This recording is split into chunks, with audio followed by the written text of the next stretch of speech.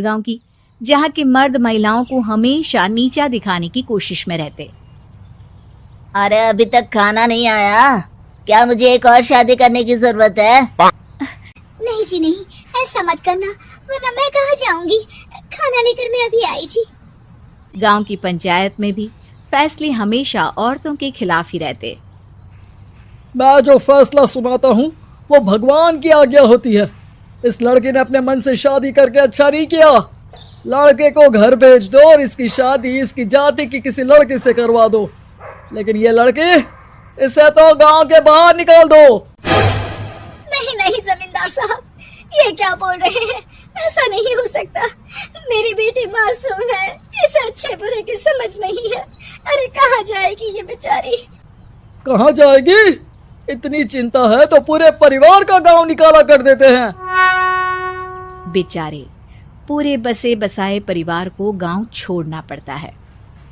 चाहे जो हो, अगर बेटियों को कंट्रोल नहीं कर सकते तो गांव में रहने का कोई मतलब नहीं है। यहाँ औरतों को दब कर रहना होगा। कोई भी अपने हिसाब से कुछ नहीं कर सकता, सब ईश्वर की मर्जी से ही होगा। तभी गांव का एक आदमी दौड़ा दौड़ा आता है। सरपंच साहब, जमींदार साहब, वो कालिया है ना, उसकी बेटी पढ़ने के लिए शहर जा रही है। अच्छा, ये कब हो गया? और कालिया की हिम्मत कैसे हो गई ऐसा करने की? लेकर आओ उसे और उसकी बेटी को। बस फिर क्या था, हाजिर हो जाते हैं कालिया और उसकी बेटी सरपंच के सामने। अरे कालिया, ये क्या सुनने में आ रहा है? बेटी को इंजीनियर बना रहा है तू? और ये बता, गांव में तो स्कूल नहीं है, फिर कहां से इतनी क्लास पास कर गई तेरी बेटी?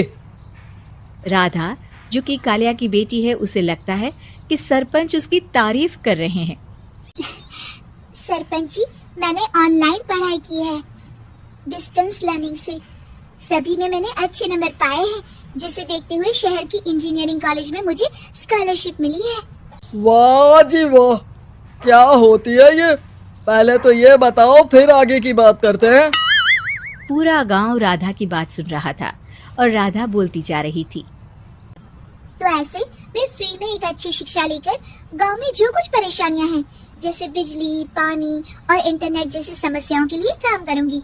मैं गांव को शहर से जोड़ने के लिए पुल का निर्माण करवाने का प्रस्ताव रखूंगी। मुझे पूरी उम्मीद है कि जल्द ही हमारा गांव भी तरक्की की राह पर चल पड़ेगा।